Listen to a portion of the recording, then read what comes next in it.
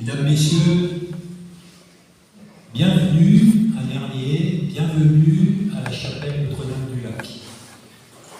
Je vais vous faire un petit peu d'histoire. Donc, cette chapelle a été construite par le père Ferdinand Favre. La première pierre a été posée en 1856 et la chapelle a été ouverte au culte en 1861.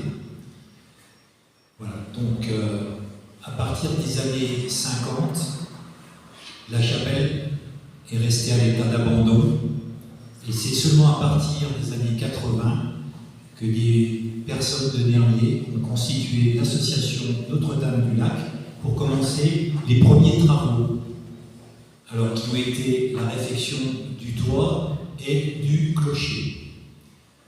Donc ils se sont limités aux travaux strictement nécessaires et à partir de 2012, nous avons décidé de reprendre le pas et de réaliser la continuité de ce qui avait été commencé au niveau des travaux, à savoir la réfection des façades, les peintures intérieures, tout ce qui est dallage, tout ce qui est électricité, réfection du clocher, enfin de la cloche, l'accessibilité au clocher, les espaces naturels, enfin les espaces verts à l'extérieur, etc., etc. Et les vitraux, bien sûr, bien entendu. Et je vous dis une chose importante, c'est toute la restauration des tableaux. Mais il y en a tellement que j'en perds mon latin. Ces travaux ont été réalisés grâce aux généreux donateurs, grâce aux subventions du département, de la mairie et grâce à des animations. Voilà. Aujourd'hui, nous souhaitons que cette chapelle reste un lieu de partage, un lieu où on puisse se rassembler sur le plan culturel et aussi culturel. Voilà. Nous avons déjà accueilli des artistes, des musiciens, des personnes pour des conférences et des jeunes. Voilà. Donc nous souhaitons donner cette ouverture pour l'avenir. Et ce qui est important pour nous, c'est la transmission. Comment transmettre cet édifice qui est magnifique, où il se passe quelque chose, il y a une âme, quand vous venez ici, il se passe quelque chose. Si vous avez l'occasion d'y venir, je veux dire, seul, vous verrez, vous êtes quand même... il y a quelque chose qui se passe, voilà, je ne peux pas en dire plus, chacun ressentira comme il le souhaitera. Voilà, donc j'ai laissé la parole à Gunilla, puisque comme je vous ai dit, nous c'est la partie culturelle ce soir, donc je laisse la parole à Gunilla qui fait partie de l'association de Rive-en-Page. Vous voyez, deux associations, le lien, je pense que c'est important, Notre-Dame-du-Lac, de Rive-en-Page, il y a beaucoup de choses à faire dans ce village. Voilà. Je vous souhaite une bonne soirée, et puis j'espère une chose, c'est que vous n'aurez pas trop froid. Mais je suis sûr que la chapelle est tellement chaleureuse que les cœurs vont être réchauffés.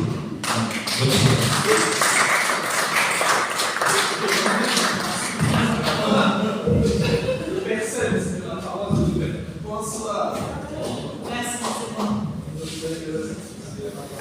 Alors, merci beaucoup. Alors, moi, je suis ici ce soir, donc je représente l'association culturelle de Nernier, qui s'appelle de Rive-en-Page. Et je suis ici pour vous dire combien nous sommes heureux d'accueillir Rémi Hémogéné ce soir. Rémi est poète, écrivain, il est docteur ès-lettres à l'Université de Savoie. Et Rémi va nous parler de sa spécialité, c'est-à-dire des légendes de mythes de Savoie. Mais avant de passer la parole à Rémi, je souhaite remercier l'association de Notre-Dame-du-Lac et son président Laurent Grillon de nous permettre d'organiser notre conférence ici, ce soir, dans cette chapelle qui a été si magnifiquement restaurée. Donc merci beaucoup Laurent, merci à l'association. Alors aussi, je vais vous dire aussi que nous avons la participation, comme d'habitude, de la librairie entre parenthèses de Dolène, donc, qui tient une collection de livres à votre disposition après, qui peut être dédicacée par Rémi, parce que Rémi, comme je vous ai dit, il est aussi auteur. Et maintenant, donc place à la conférence, qui s'annonce passionnante et qui va beaucoup mieux nous faire comprendre, parmi d'autres sujets, qui sont les savants, où vivaient les fées, pourquoi parle-t-on des anges dans les légendes et mythes savants. Merci beaucoup.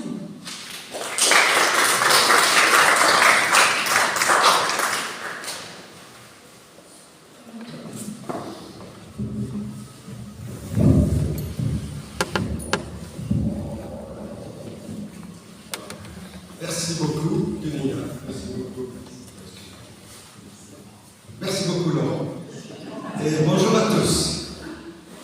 Vous savez que après le XVIIIe siècle et les Lumières, la philosophie des Lumières et la Révolution, il y a eu un certain essoufflement de l'universalisme au début du XIXe siècle, et que d'abord en Allemagne, certains ont commencé à se détourner de la grande culture classique et ont commencé à faire des collectes de contes, notamment les frères Grimm, dans lesquels, dans ces contes, ils voyaient de la sagesse populaire et ancestrale.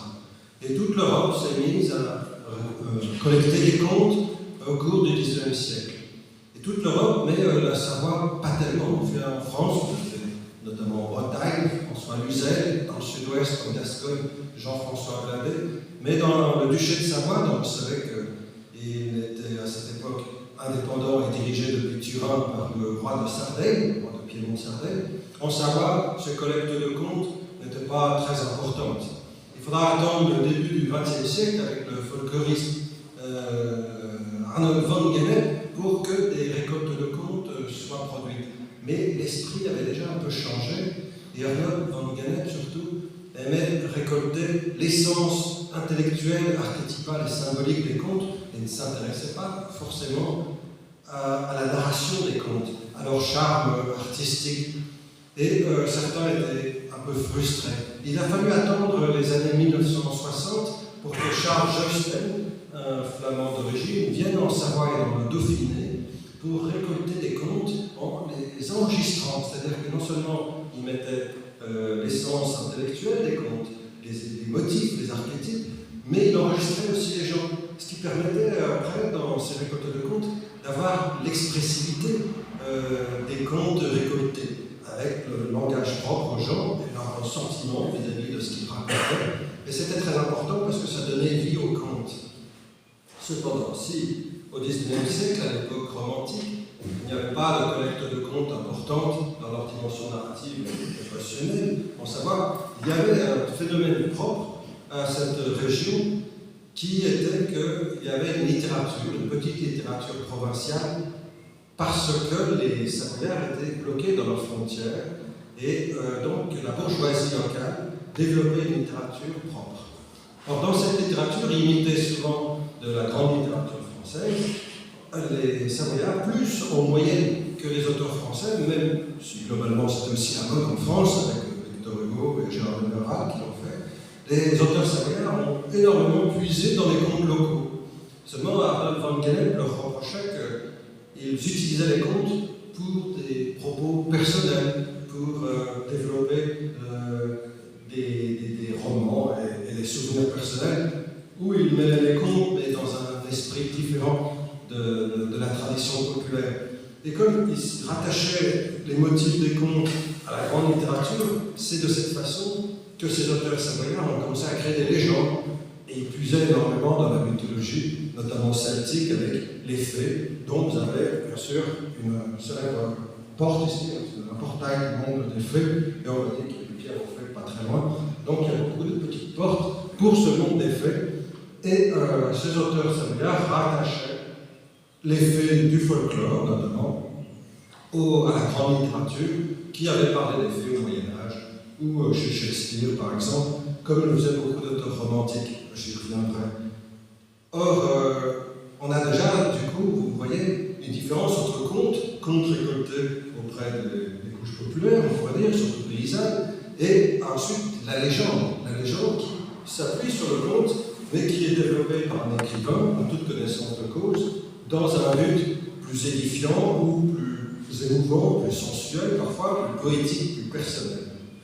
Et comme ma conférence s'appelait légende et mythe, on peut se demander à quel moment une de ces légendes peut devenir mythe.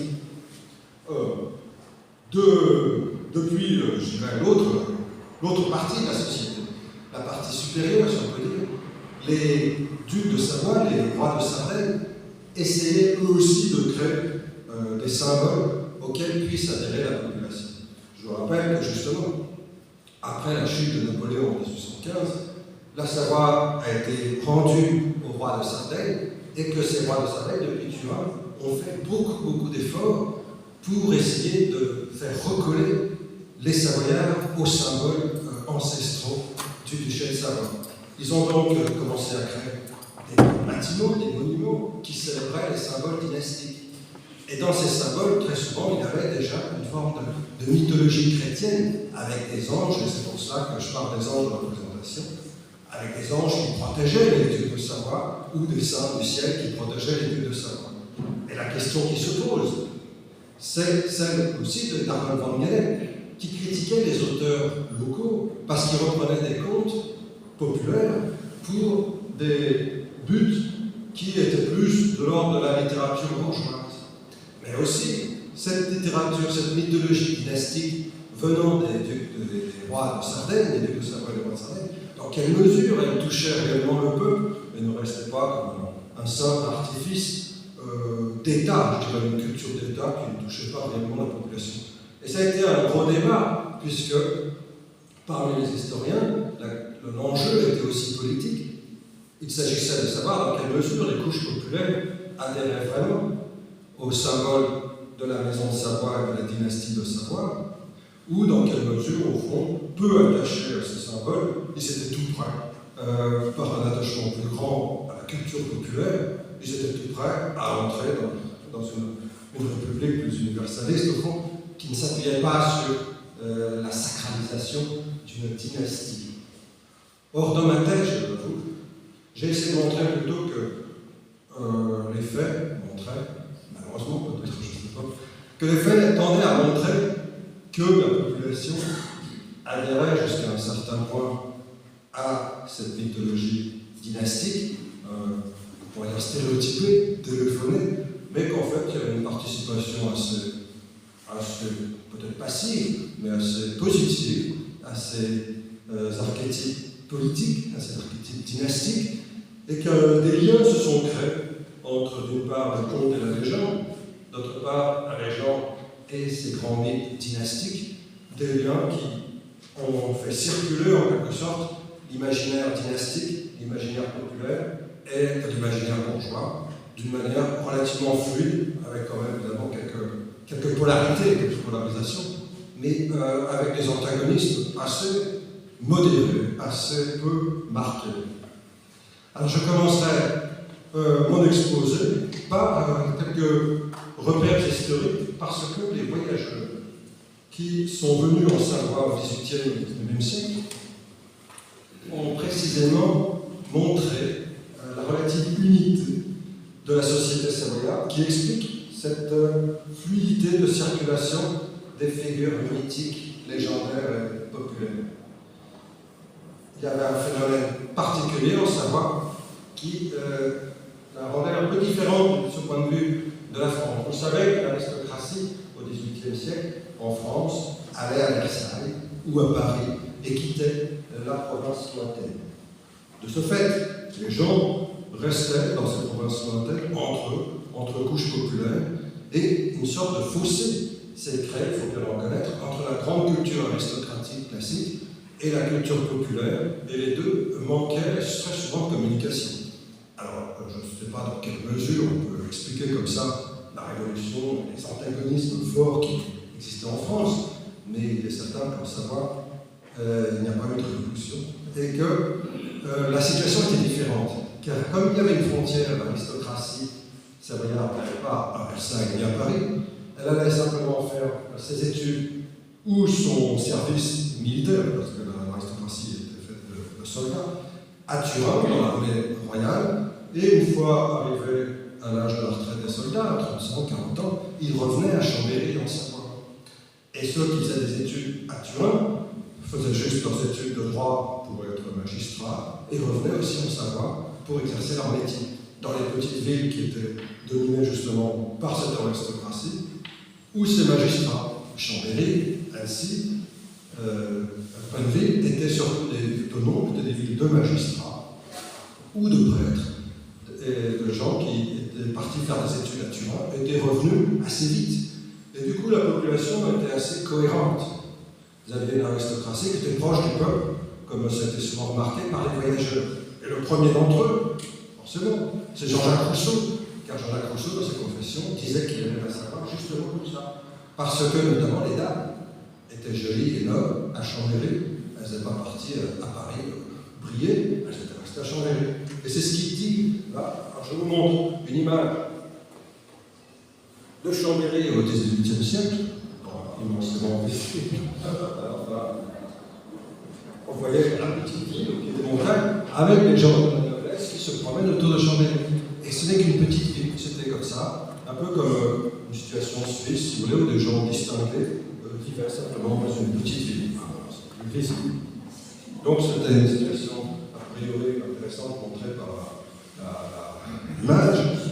Mais ce que nous dit Jean-Jacques Rousseau est encore plus significatif. Il nous dit: c'est dommage que les Savoyards ne soient pas riches. Il veut parler de la bourgeoisie, de la noblesse. Ou peut-être serait-ce dommage qu'ils le fussent, car tels qu'ils sont, c'est le meilleur et le plus sociable peuple que je connaisse. S'il est une petite ville au monde où l'on goûte la douceur de la vie dans un commerce agréable et sûr, c'est Chambéry. La noblesse de la province, qui s'y rassemble, n'a que ce qu'il faut de bien pour vivre. Elle n'en a pas assez pour parvenir, n'a pas assez de bien pour aller à Turin et se mettre dans le gouvernement royal. Nous pouvons se livrer à l'ambition. Elle suit par nécessité le conseil de Cinéas de retenue dans l'ambition. Elle dévoue sa jeunesse à l'état militaire, puis revient vieillir paisiblement chez soi. L'honneur et la raison président à ce partage. Les femmes sont mêmes, et pour elles se passer de l'être. Elles ont tout ce qui peut faire valoir la beauté, et même y suppléer. Il est singulier qu'appelé par mon état à voir beaucoup de jeunes filles, je ne me rappelle pas d'en avoir vu à Chambéry une seule qui ne fût pas charmante. On dira que j'étais prédisposé à être telle. Et on aura raison, mais je n'avais pas besoin d'y mettre du mien pour cela. Donc les femmes étaient élégantes, jolies à Chambéry, parce qu'il n'y avait pas de fossé culturel et social. Tout le monde était rassemblé dans une noblesse pas très riche, et un peu pas très riche non plus, mais qui côtoyait du coup la noblesse de cette petite ville. Et c'était confirmé par d'autres voyageurs, notamment Stendhal. Et Stendhal insiste sur un phénomène intéressant qui est aussi différent de la France, c'est la situation des prêtres. Car en Savoie, les prêtres allaient faire des études à Turin et revenaient en Savoie. Et ils ne sortaient pas, car il y avait une frontière, ils n'allaient pas en France. Or, vous savez, en France, les prêtres faisaient des études et l'Église de France les envoyait très très loin, souvent de leur lieu d'origine. Donc, on remarque que les curés en Savoie, les évêques, sont très proches du peuple, sont eux-mêmes issus du peuple de Savoie, et une sorte de symbiose qui fait toucher la religion presque à la nature, à la famille, simplement au lieu où on vit. Et Stendhal le remarque, il dit par exemple, le fond de son, il parle des Savoyards, et il dit, le fond de son cœur est occupé par la religion, mais par une religion non méchante. Stendhal était libéral, à formation qu'on croissait anticléricale, mais il aimait bien les catholiques savoyards. Car son curé aussi est savoyard, c'est-à-dire bonhomme au fond.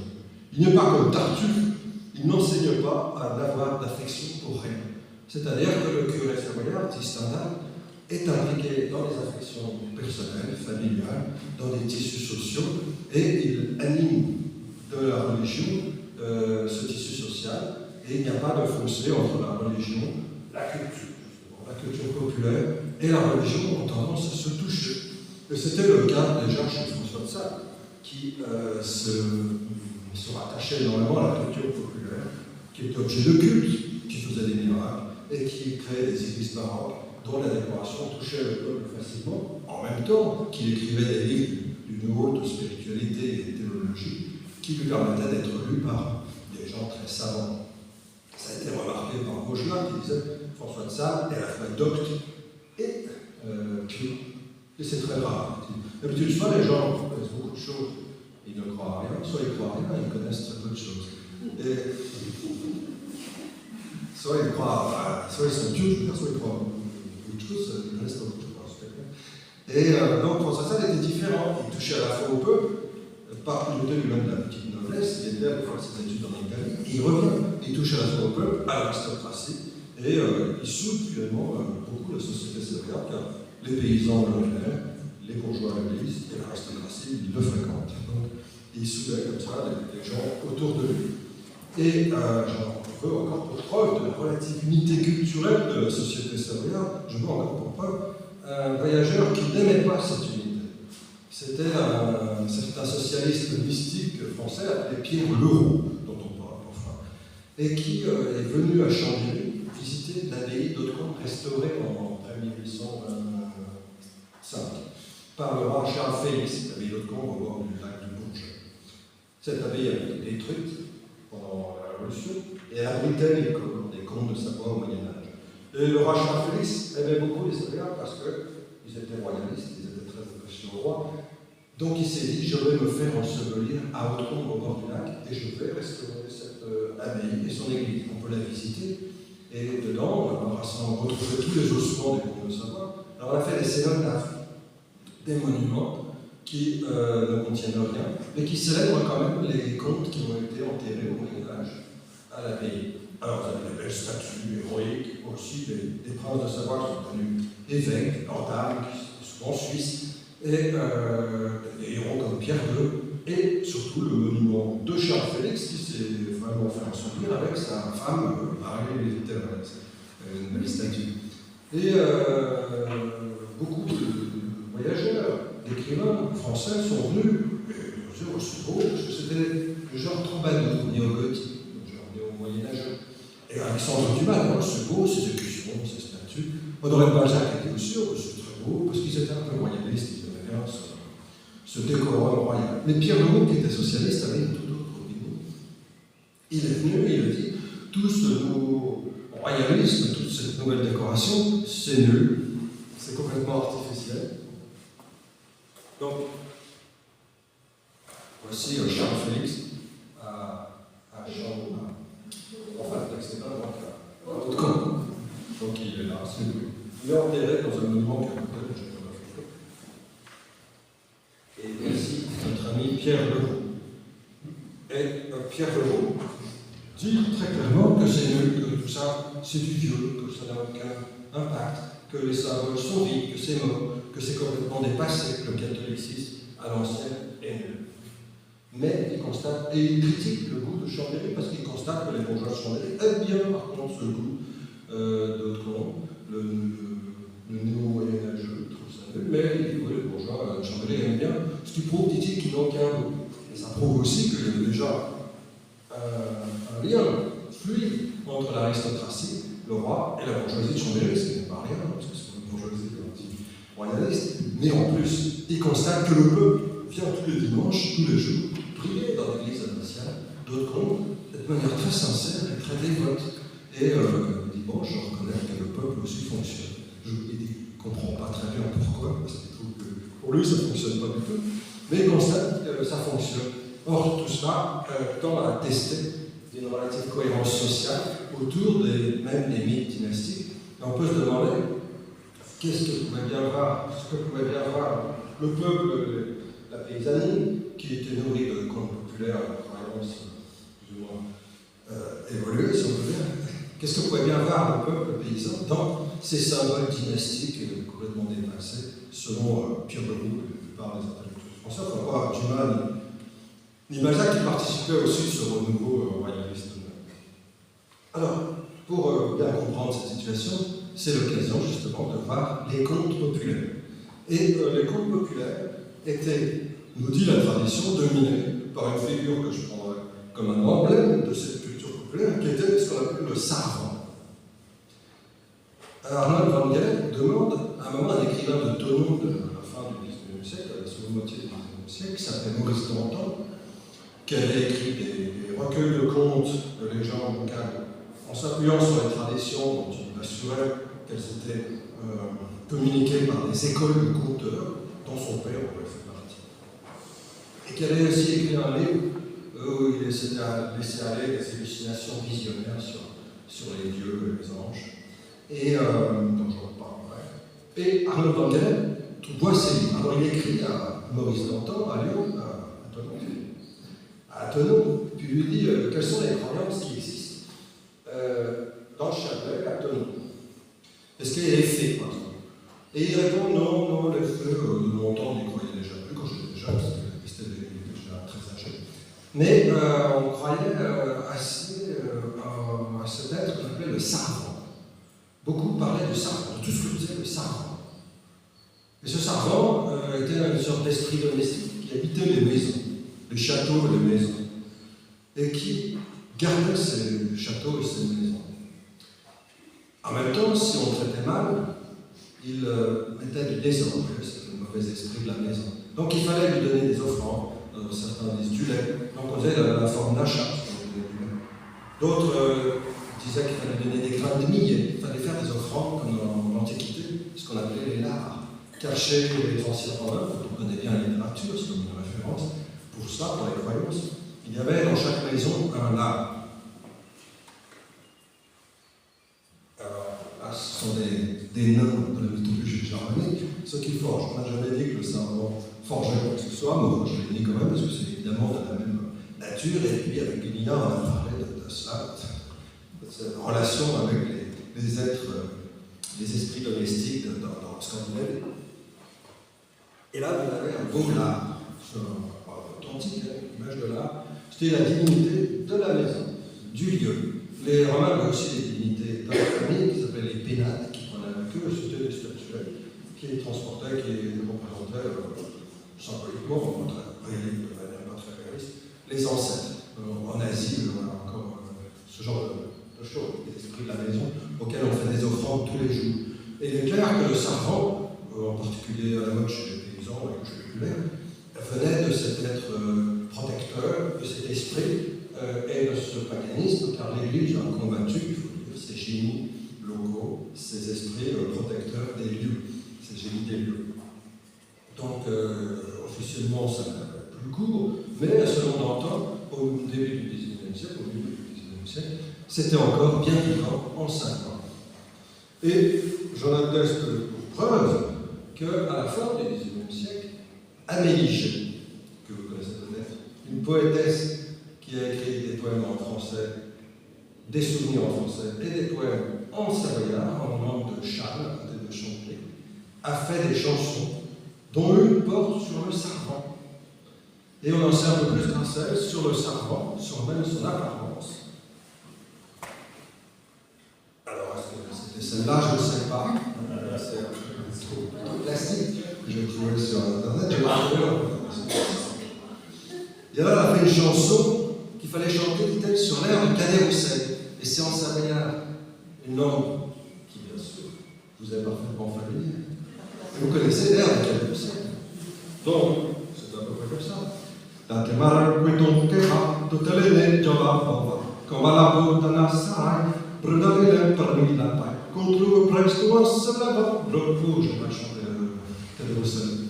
Rosita le Sarvan, le temara la samena, queton queja la ramana. Avec ses grilles, avec ses arbres, quand l'hiver jure les rotisades, sans le collant Rosita le Sarvan. Ma le queton de la taille che fa briller tout le foyer. Tout comme des vitraux d'église, circonstancieux point de bise, ni pédale ni pédavant. Rosida le Sarvan. Comprenez? Queton calum sulle fare, con la legge lottare. D'abord che sai quando l'applauso, soglia poi sul naso, va nasce sullo Sarvan. Rosé sarà pro Sarvan. Con la nonna la traru, ma restera ancora lui, che Dio la grandoletta, riconosciuto la seretta, fu la mura quello Sarvan. Qua Rosé sarà la Sarvan. Io vorrà Dio le viole, con soio collo tu sole. L'année quand Dio s'azzarda, y'a toujours un jus qui nous garde, un jus qui semble faire prova. Va Rosé chose de Sarvan. Je ne sais pas très bien prononcer, de la connu. puisqu'on enseigne envers l'onda, 12 heures et plus longa, plus de 12 heures et plus longa. Alors prenez la gracise, avec José de la Morise, comme on fâché du devant. Voleva crever sur sa robe.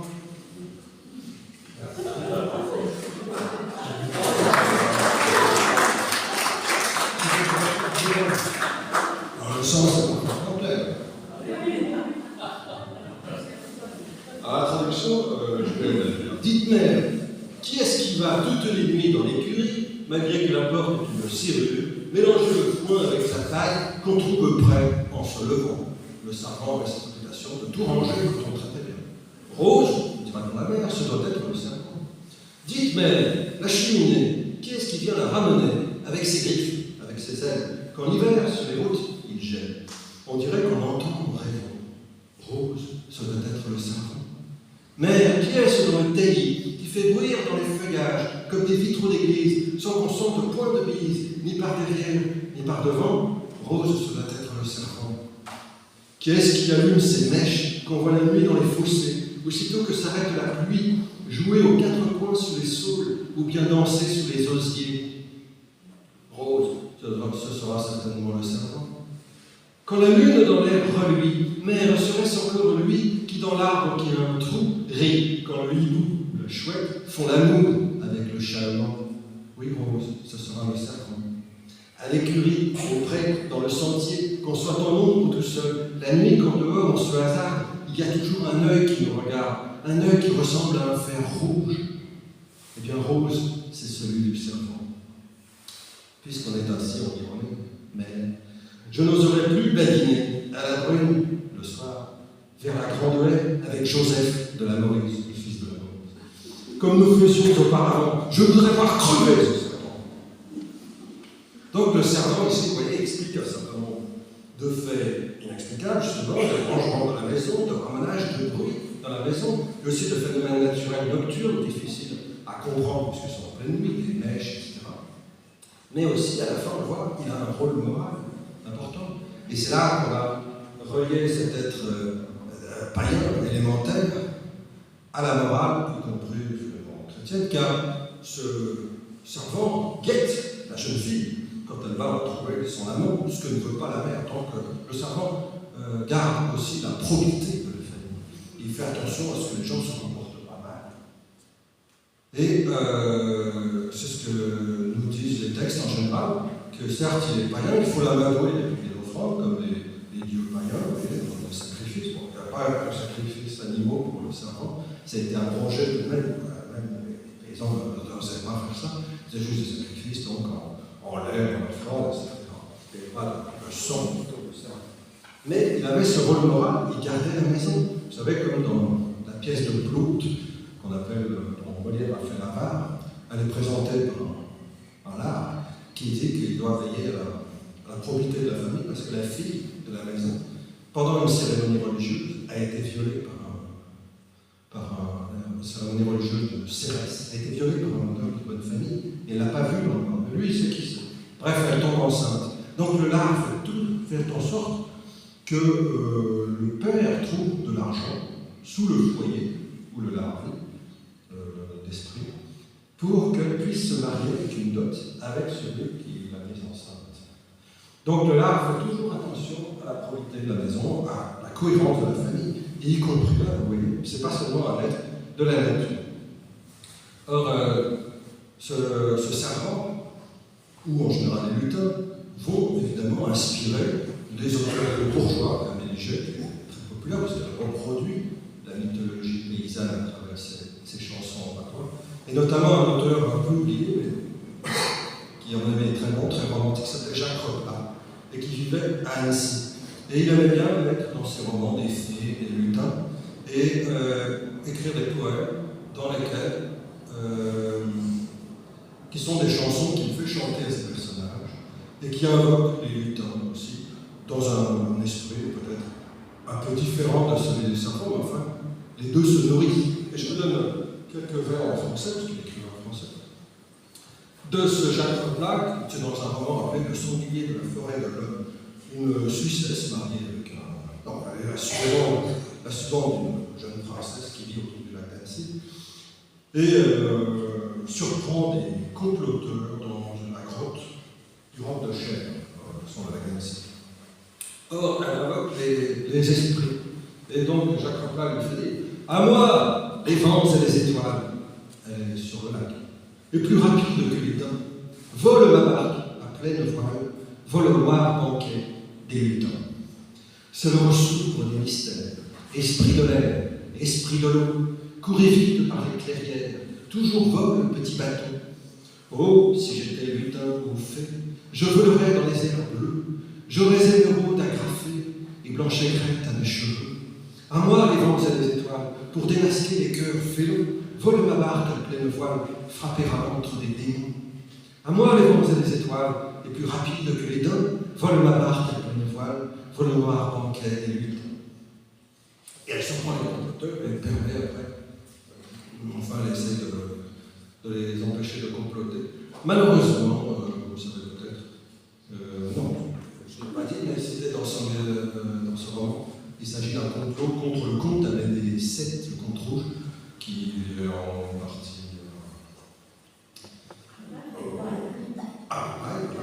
Et qui était blessé au cours d'une chasse, et on a accusé certains d'avoir comploté pour le tuer. Or, Jacques Rapla prolonge, vous avez peut-être reconnu le style de Hugo dans les orientales, le jeune Hugo, aussi de Goethe, de la mode, les esprits de l'air, les esprits de l'eau. Et Jacques Rapla essaie de mélanger les traditions populaires de cette façon aux traditions romantiques littéraires pour créer des légendes et pour renouer en fait avec la mythologie celtique. Il le dit lui-même, c'est pas moi qui l'invente, il le dit lui-même. Et il parle des croyances sur les faits, lui, contrairement à notre temps, assure que les faits sont encore bien à la mode parmi les Savoyards. Et alors il rapporte des légendes où les faits apparaissent comme des déesses antiques, et notamment sur le château de Duin. Une croyance populaire, dit-il, attribue aux fées la construction du château de Duin, celui qui est sur la presqu'île. Elle ne demandait que du sel et du beurre pour jeter un pont jusqu'à Tamar. Mais le seigneur de Duin n'a pas voulu le adjuger sur le prix fait. Pire encore, dit Jacques Rapla, il n'a pas voulu, le seigneur de Duin, le comte de la Maldize, payer le prix qu'il avait promis à la fée pour construire le château de Duin. Vexé, la fée, nous dit Jacques Rapla, dans un poème qu'il appelle Duin, Menton et Montretier, un poème narratif sur le mode du Moyen-Âge. Donc la fée, pour se venger, s'en va au château de Montretier, qui appartenait au comte de Menton, dont le château est sur l'autre rive de la Galaxie, alors que le comte de la Val-d'Isère et le comte de Menton étaient ennemis jurés. Donc, pour se venger du comte de la Val-d'Isère, maître du château de Duin, elle se rend à Montretier et devient l'esprit protecteur du château. Et là, Jacques Rapla nous dit que la fée fait divers offices. Elle transmet les billets d'eau, elle réveille les moines le matin à l'heure de la prière. Donc, elle rend des services ainsi à la communauté autour du château. Et elle habite en particulier la source, qui n'est pas loin, la source des gorges de Fier, n'est pas loin du château d'Entretien. Et elle a rencontré un Edmond de Menton, et devenue son initiatrice, ou même peut-être sa maîtresse, c'est pas très clair, est-ce que c'est sa maîtresse spirituelle ou plus sensuelle, plus physique? C'est toujours le mystère des fées. Ils sont à la fois sur deux plans, même en Asie, vous avez des rois qui étaient réputés au Moyen-Âge, monter dans une tour et s'unir à des fées. Personne ne la voyait, bien sûr. Mais ils revenaient là avec une sagesse accrue. Donc, est-ce que c'était une union spirituelle, mystique ou physique? C'était toujours difficile à dire pour tout le monde. Et cette fée s'unit donc à un comte de Menton qui la rencontre. Et c'est ce que dit Jacques Rapla dans son poème narratif, dans son récit en vrai. Edmond, qui jeune alors, rêvait dans la campagne, de la fée reçut la lyre des montagnes. Il a appris à chanter. Un baiser l'instruisit dans l'art du gai sapin. C'est un baiser à la fois sensuel, érotique et mystique.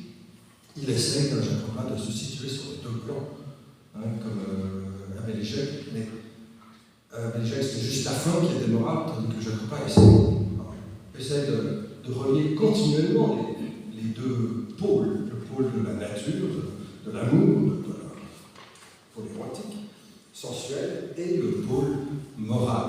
Alors, pris dans mon exposé, j'ai oublié mes images. Et là, voilà peut-être le servant, puisque Ménigel me dit qu'il a des griffes et des ailes. C'est peut-être ça, un servant. Ils ne sont pas toujours très bons à voir. Il y a l'œil brillant dans la nuit. Bon, alors je trouvais ça semble un peu esthétique. Et là aussi, voilà des trois avec des yeux qui brillent, comme le servant. Alors il a trois têtes. Je n'ai pas vu de récit de servant qui me dise qu'il a trois têtes. Enfin, c'est toujours possible de s'en créer au fur et à mesure. Un être mouvant. Et voilà le banquier des Newton dont parlait Jacques Replin. Alors l'image est très facile à voir, mais je veux montrer un banquet de Newton au style romantique. Et voilà le fait dans le style romantique aussi, dans le style romantisme anglais. Et cette fée, en fait, vit au fond d'un bassin. Elle est toujours au fond d'un bassin, dans de l'eau calme. Dans la mythologie celtique bretonne, les fées étaient profondément liées à l'eau. Dans les légendes de Arthur, vous savez, elle vivait dans l'île d'Avalon, qui accueillait les héros plus ou moins morts. On ne savait pas trop s'ils étaient morts ou vivants, sur l'ambiguïté des fées. Et elles apparaissaient très souvent dans les moments de grosses pluies. L'eau les faisait apparaître dans la Dreux ou sur le lac. Comme Notre-Dame du lac, justement. Oui, c'est ça. La Dame du lac, Our Lady of the Lake, la mère adoptive de Lancelot du lac.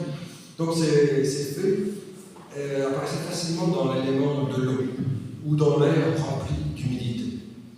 Donc elles avaient un lien, et alors Jacques Replin prétend que cette fée de Montretier vivait donc au fond d'une bassine dans l'eau.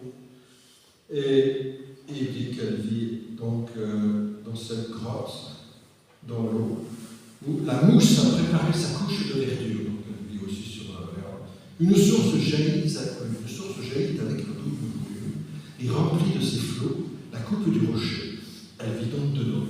Et j'ai oublié de dire qu'elle venait, quand il y avait une nouvelle naissance dans le château, apporter ses dons aux nouveau-nés. Évidemment, Jacques Replin a pu prendre ça simplement chez Charles Perrault et chez le comte équivalent de Gris. Mais c'était connu que les fées venaient au berceau, ça vient sans doute d'une figure mythologique du paganisme celtique et plus généralement européen ou mondial. Et Edmond de Menthon parle avec la fée et elle apparaît dans une vapeur. Edmond, pour faire apparaître la fée, effleure l'eau d'une branche de verre. Elle apparaît alors dans une vapeur au-dessus de son bassin, sous les traits d'un fantôme d'une pâle blancheur. Elle converse avec son aîné jusqu'au soir, dans un langage étrange, et qu'une oreille humaine n'a jamais entendu de la voix d'un chrétien. Elle a donc un langage bien à elle, un langage de féerie, un langage qui peut-être n'a pas de mots, un langage d'image, je ne sais pas, un langage mystérieux. Le thème d'ailleurs des rivières et des sources d'eau habitées par des esprits dont nous murmure, car il s'agit de ce langage, le murmure de l'eau qui coule, était aussi dans l'oracle de Delphes. C'était la rivière qui coulait à Delphes, dont le murmure était interprété par la pitié. Elle traduisait ce murmure en vers, en oracle. Et c'est ce que reprend Jacques Replin. Donc il essaie de lier les traditions populaires avec cette image des fées qui ont construit les châteaux avec un pacte et un paiement promis, de façon plutôt païenne et populaire, avec ces grandes traditions mythologiques de l'Antiquité. Et d'autres ont essayé de faire la même chose, sans connaître Jacques Replin, mais suivant une évolution, une orientation assez générale, notamment celui dont j'ai parlé tout à l'heure, Maurice Dantan, qui assure que, dans son Olympe disparu, en 3 tomes, qui assure que les dieux de l'Olympe sont nés des anges qui devaient s'occuper de la végétation dans le paradis terrestre. Car ces anges, me dit Maurice Dantan, se sont unis aux filles d'Ève, car ils sont tombés amoureux d'elle. Et c'est ainsi que les dieux ont été créés. Or, c'est une allusion à la Bible. Dans la Bible, ce genre d'affirmation sur les anges qui sont tombés amoureux de mortels et qui sont venus sur Terre et qui ont créé des héros, les géants. C'est ce que dit Maurice Danton, qui réécrit toute l'histoire de la mythologie gréco-romaine en s'appuyant sur Ovid et Virgile. Et en reliant cette histoire même au chapelet, car il affirme que ce dieu est particulièrement intéressé par la Germanie, les Germains, qui guidés par Arminius, ont battu les Romains dans la forêt noire, et que les tribus germaniques ont donné naissance aux communes du chapelet. Donc il fait un grand livre comme ça, entre tradition populaire, tradition mythologique. Un autre poète encore fera ça en parenthèse, racontant l'origine de l'Isée. Il affirme que l'Isée vient des larmes d'un ange féminin qui était très amoureux de Satan. Or, Satan était un méchant ange rebelle qui a été encore la fée de la source. Merci. C'est un ange rebelle dont le poète dit, car c'est un poète composé par un certain François Arnollet à la fin du XIXe siècle. Ce poème raconte que Satan a été enseveli sous les montagnes, que l'archange Michael l'a plongé dans la vie, puis il a mis des grosses montagnes dessus. Or, il y avait un ange qui était amoureux de Satan. Et quand cet ange féminin, cette déesse, cette femme angélique, a vu Satan dans le trou, dans sa prison, elle a commencé à pleurer. Et ces pleurs ont créé Isabelle. Malheureusement, dit François Arnollet, ces pleurs étaient salées. Donc la source, l'eau de l'Isère, n'était pas très bonne pour la végétation. Et il assure que Dieu lui-même, touché par cet amour de la déesse ou de l'ange de Satan, est venu boire de l'eau de l'Isère, ce qui l'a purifié d'un coup. Grâce à ça, nous dit Arnollet, il utilise un langage un peu populaire, Dieu but un coup, et l'eau se trouva tout à point douce, comme nos jours sont des larmes de femmes. Et ensuite, l'eau a irrigué toute la vallée et a donné les magnifiques richesses végétales qu'on connaît dans cette vallée. Et Arnollet a encore écrit un drame sur la Tarentaise antique qui s'appuie sur la mythologie celtique. Bien sûr que les Tarents de l'Antiquité vénéraient les dieux celtiques et qu'ils en avaient la vision.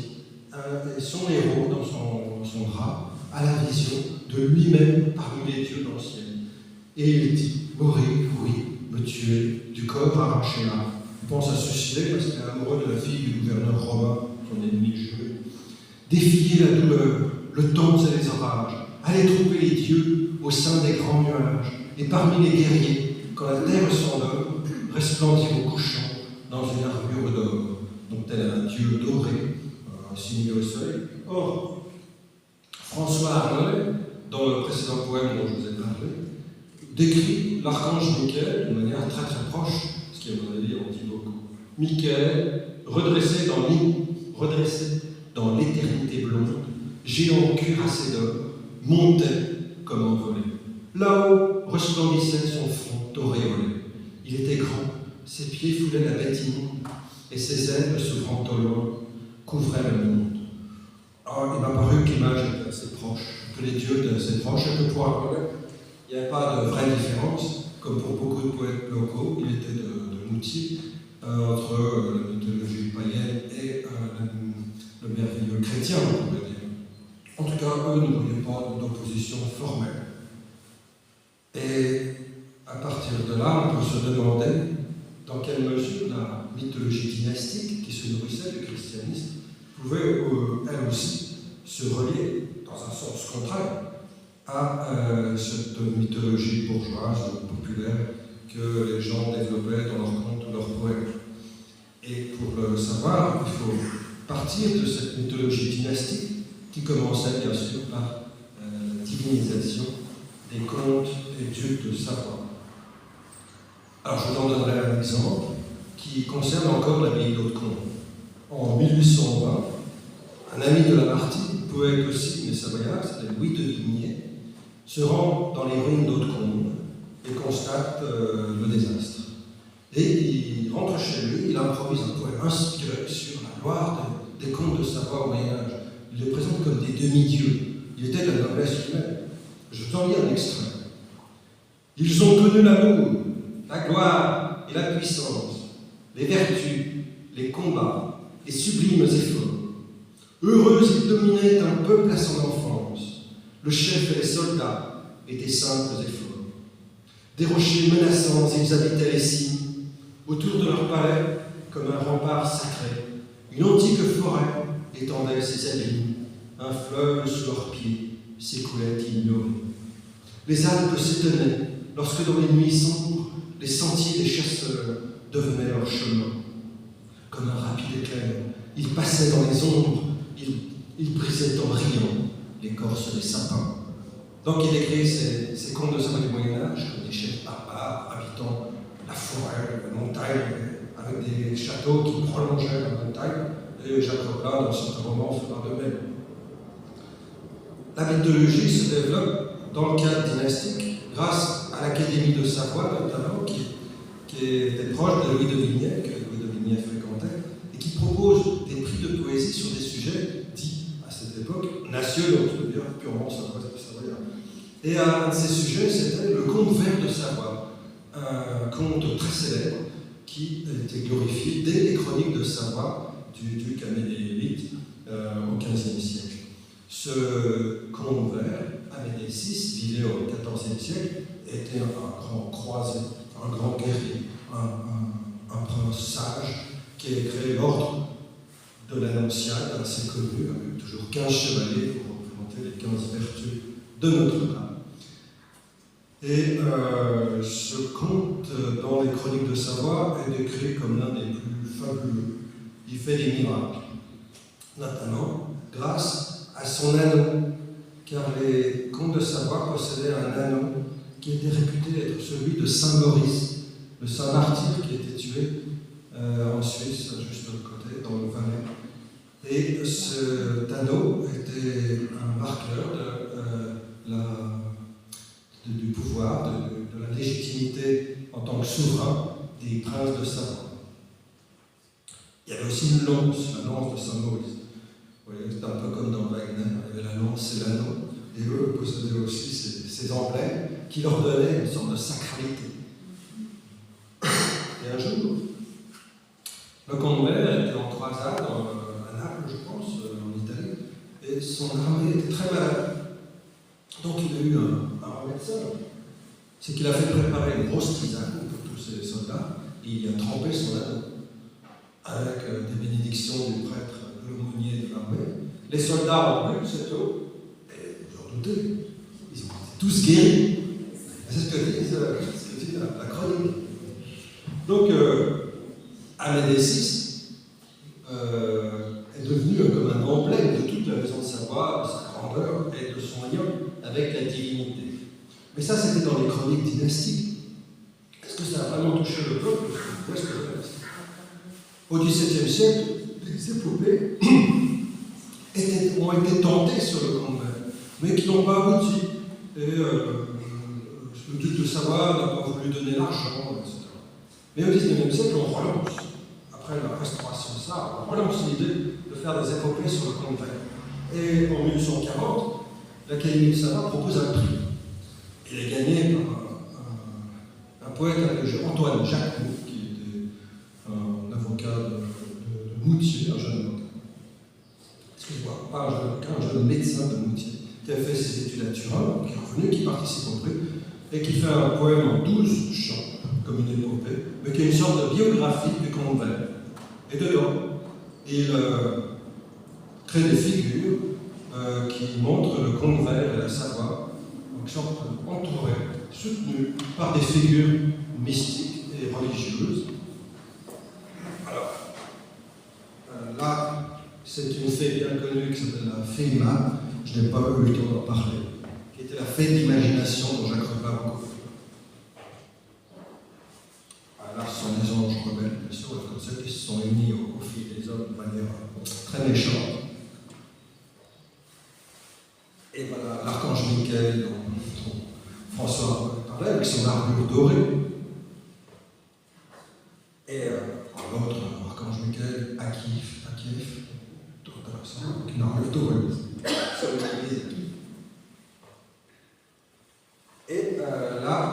Thomas, le comte Thomas, qui est glorifié dans l'abbaye d'Hautecombe, avec sa statue. Il y a d'autres statues où les comtes, les comtesses sont entourées d'anges.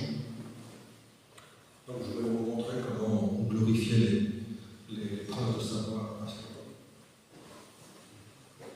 Et voilà le comte vert, car comme il était croisé, il a combattu les Bulgares, qui avaient pris d'assaut l'empire de Constantinople. Or, il a fait une croisade, parce que les Bulgares n'étaient pas vraiment chrétiens, c'était allié aux Turcs.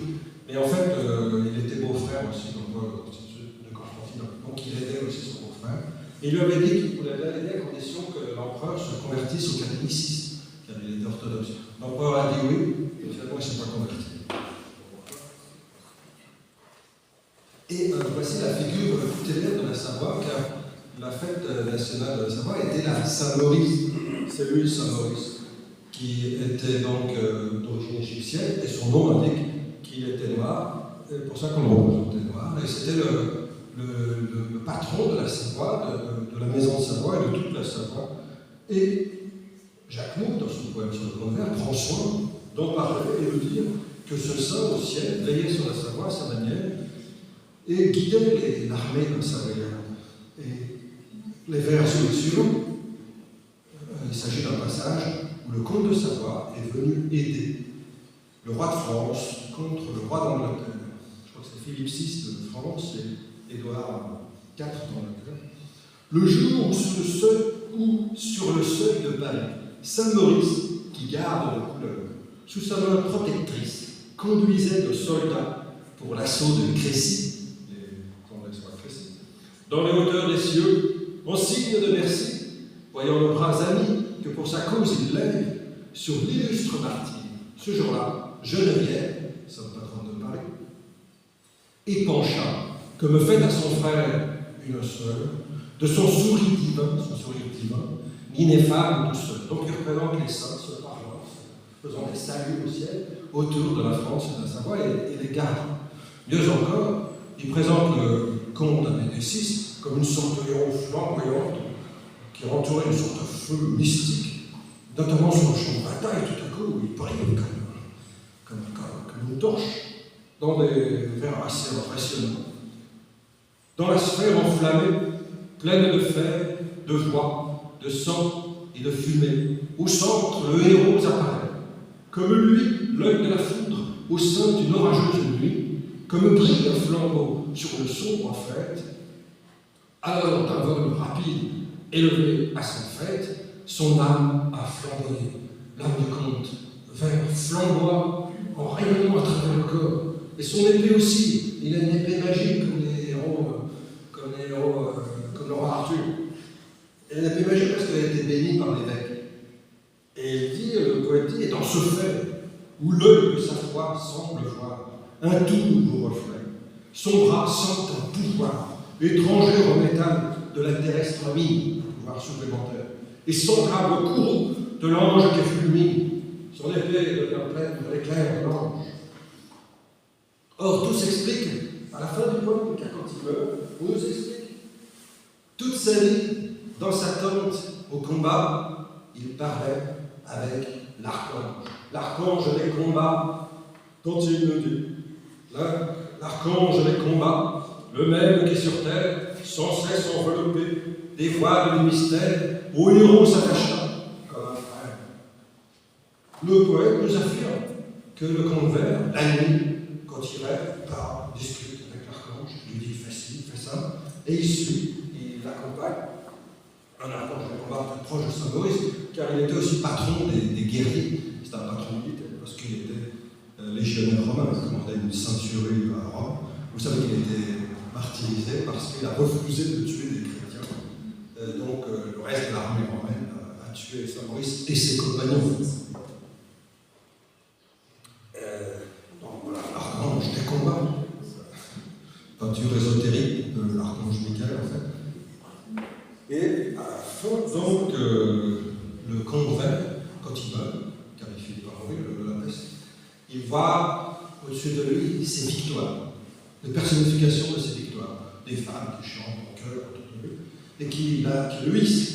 Et au-dessus des femmes, il y a l'archange, qui, sur l'âme du héros, sur l'âme du héros, pour l'emporter vers Dieu, il en trouve en passant ces deux ailes de feu.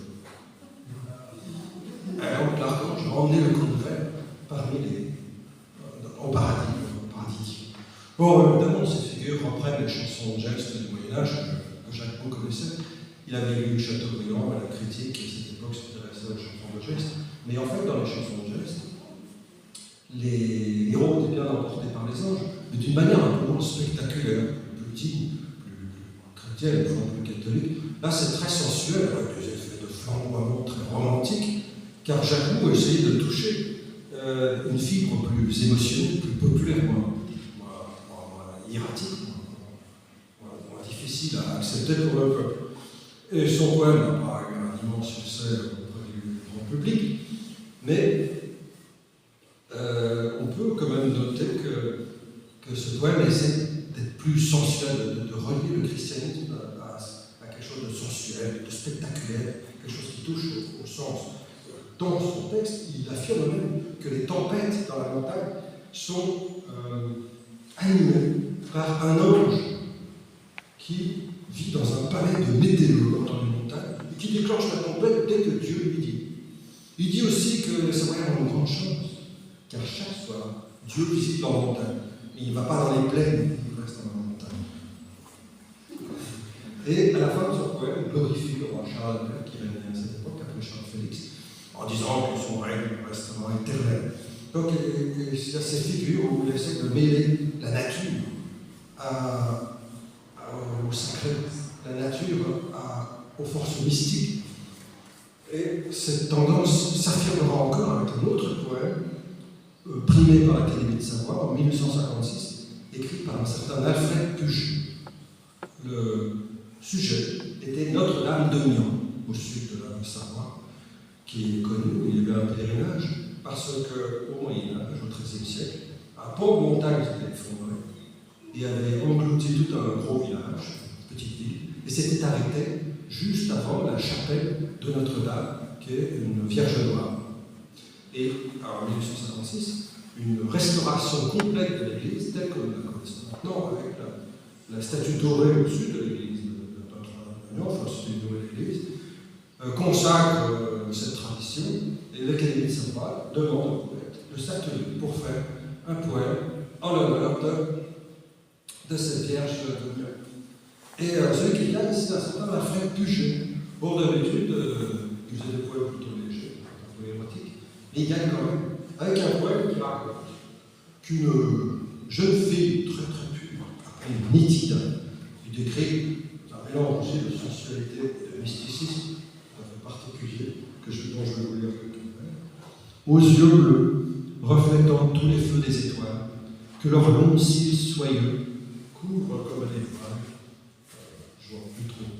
Nitida, vase d'or à l'arôme divin, belle à 16 ans, comme elle au terrestre jardin, semble aux bras de ses sœurs chastement enlacées, dans un bleu diadème de perles enchâssées. Et redit par sa voix les hymnes du Saint-Dieu, car elle priait dans la chapelle de Notre-Dame de Mian, monte plus épurée jusqu'au trône de Dieu. Et cette fille est tellement belle qu'elle attire les regards pas seulement de Dieu, malheureusement, mais aussi des simples mortels. Or, il y avait un monastère, dont j'ai oublié le nom, qui était habité par un mauvais seigneur. Le moine avait été bon, mais après, un seigneur s'est installé là avec ses amis, et il faisait là des fêtes. Il attire la jeune Nitida pour lui faire croire qu'il va s'adonner à des cérémonies religieuses. Mais, malheureusement, la pauvre, qui devient enthousiaste, est saisie, et le poète n'hésite pas à dire qu'aucun Dieu n'est intervenu avant l'acte fatal, je préfère ne pas vous décrire, il se jette sur la pauvre, et le péché est connu. Et à ce moment-là, Alfred Puget se déchire en images fantastiques prises dans la littérature romantique du temps, dans les romans gothiques, et raconte que les démons furieux, commandés par Dieu, ont fait jeter la montagne sur le monastère et toute la ville à cause de ce fait ignoble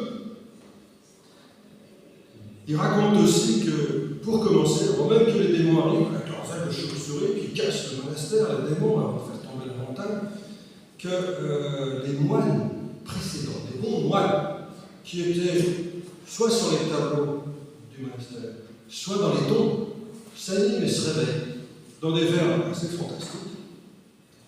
Tout à coup, ô terreur de leur cadre poudreux, les moines des tableaux sortirent dos à dos, et les autres, pliés dans leurs pas, soulevèrent chacun leur dalle funéraire, et tous égaux en nombre aux hôtes du festin, donc de l'orgie, s'en vinrent lentement les prendre par la main dans l'enfer. Et l'orgie entendit, frémissante et farouche, ces malédictions qui tombaient de leur bouche. Donc ils sont tous emmenés en enfer, après les démons arrivent et cassent le monastère et mettent la montagne par-dessus le monastère et le village. Et Nitida, elle est morte, elle aussi, la pauvre. Mais le lendemain, un miracle, parce que non seulement la montagne ne recouvre pas la chapelle de Notre-Dame avec la Vierge Noire, la laisse intacte, peut-être grâce aux prières de Nitida, mais la Vierge arrive, elle-même, en personne. Elle sort de la chapelle avec du ciel, avec ses anges. Elle vient entourée d'anges. Et elle marche sur la terre, et à chacun de ses pas, des fleurs naissent. Vous voyez, comme Diane avec ses nymphes, un petit peu une déesse antique. Et il dit ça lui-même. Et la Vierge, au milieu des célestes phalanges, apparut radieuse, et chantant ses louanges, les anges sur ses pas se mêlent à pleine main les immortelles fleurs des immortels jeunes. Donc, un côté très sensuel, en même temps que mystique et religieux. Et après, la Vierge, avec ses anges, écarte les rochers. Et elle voit le corps de Nitida, et elle lui rend la vie et la virginité. Et Nitida passe le restant de sa vie dans un couvent. Et la Vierge retourne au ciel. Une histoire un peu étrange, parce qu'elle est censée être religieuse, pieuse et mystique, mais on voit bien qu'Alfred Puget était un poète très sensuel, qui acceptait, qui jouait le jeu de la religiosité, de la religion et du miracle, mais qui en même temps débordait toujours vers la sensualité mystique liée à l'amour, mais aussi à la nature, et qui présente finalement la Vierge et les anges comme des elfes, des fées, il faut le reconnaître, on est assez proches. Donc, ces poètes officiels, dynastiques, liés à l'Académie de Savoie, qui faisaient des sujets religieux ou dynastiques, essayent de tirer la mythologie dynastique vers la mythologie soit bourgeoise, soit même populaire. Et cela peut expliquer, donc, la relative cohérence sociale ou illustrée. Je ne sais pas si ça explique, ça peut créer la cohérence sociale à soi seul, des conditions objectives, comme Rousseau l'a dit, on crée aussi la cohérence sociale. Mais ça illustre cette cohérence sociale, ça l'alimente, en même temps ça la renforce. Et là, je suis un peu, voilà, c'est la Vierge Noire de New York, du Moyen-Âge. Et là, vous avez l'église actuelle qui était faite, je crois, en 1850, avec la Vierge dorée. Et l'Académie de Savoie avait dit ce nouveau style ne nous plaît pas. Ce qu'il faut, c'est que le poète puise dans les décorations du Moyen-Âge, le style gothique, c'est ça qui va nous plaire en poésie. Ils n'avaient pas le style moderne dans la religion. C'est-à-dire que j'ai parlé très bien. Là, j'ai mis une Diane, car c'est pour l'ambiguïté entre la Sainte Vierge et les déesses mystérieuses du paganisme. Donc, encore beaucoup de choses à dire, mais je pense que ça donnait déjà un panorama de cette mythologie à la fois populaire, bourgeoise et aristocratique ou dynastique, dont la Savoie essayait d'être le réceptacle de façon inconsciente, avec des polarités tout de même, évidemment. On ne trouvait pas des savants dans les poèmes primés par l'Académie de Savoie, et on ne trouvait pas facilement des poèmes oratoires sur le convert. Il y avait des polarités, mais c'est difficile dans tous ces tableaux, dans tous ces poèmes et ces contes, de trouver de véritables antagonistes. Il faut le reconnaître, en France, à la même époque, il y avait la culture profane, la culture religieuse, et ça s'affrontait beaucoup. La culture classique, la culture romantique, avec des antagonismes très forts. Et en Savoie, les antagonismes étaient quand même beaucoup moins forts. C'est illustré aussi par les décorations baroques des églises baroques, qui étaient défendues par les prêtres alors que certains trouvaient que c'était beaucoup trop sensuel. Et les prêtres disaient oui, mais tout ce décoreur, ces anges, ces saints, ces magnifiques décorations, aident l'âme du peuple à se tourner vers la véritable divinité. Et il ne reste plus qu'à faire un effort supplémentaire pour lire le traité de l'amour de Dieu de François de Sales. Et vous avez la véritable théologie. Et donc, il disait qu'il fallait être indulgent à ces croyances populaires, cette sensibilité populaire. Il y avait parfois des tiraillements, mais c'était difficile de trouver de véritables conflits, véritables luttes des classes, si je veux dire, dans la Savoie de cette époque. Alors, évidemment, on pourrait se demander s'ils ne vivaient pas un peu trop dans une bulle. Il y a des royaumes comme ça, en Asie, dans la montagne, le bouton, dans une bulle, le peuple et les moines s'entendent bien. C'était un peu comme ça, elle dit oui, c'est bien, mais est-ce que tout le monde peut vivre comme ça, un peu figé aussi dans les traditions, c'est ce qu'on leur reprochait. Lamartine était venu et avait rencontré les poètes savoyards, qui disaient oui, ils sont gentils, ils sont figés dans les traditions, le monde moderne est différent. Et c'est vrai, c'est un peu une bulle. Mais en soi, la bulle a duré un certain temps et a tenu un certain temps comme exemple de cohérence à la fois sociale et culturelle. Et c'est ça que j'ai essayé de montrer ma thèse. Pas si je vais faire réussir.